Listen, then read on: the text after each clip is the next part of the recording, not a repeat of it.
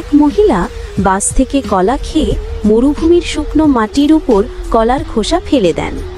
তখনই একজন লোক সেই কলার খোসার উপর পিছলে পড়ে যান এবং তার হাতে থাকা তরমুজটি নিচে পড়ে ফেটে যায়। পরের দিন ফেটে যাওয়া সেই তরমুজের বীজ থেকেই একটি নতুন চারা গাছ জন্ম নেয়, কিন্তু দ্রুতই গাছটি তীব্র রোদে জল না পেয়ে শুকিয়ে যেতে শুরু করে।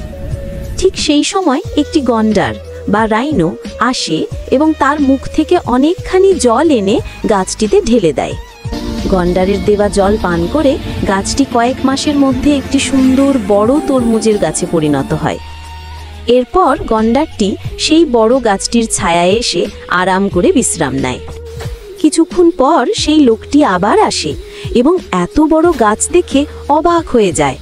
লোকটি তখন সেই তরমুজ গাছটিকে কেটে নিয়ে চলে যায়। নিজের হাতে জল দিয়ে বড় করা গাছটিকে কাটা দেখে গন্ডারটি দুঃখে হাউমাউ করে কাঁদতে শুরু করে। কিন্তু এত ভালোবাসার গল্প দেখার পরেও কেউ লাইক সাবস্ক্রাইব করেনি।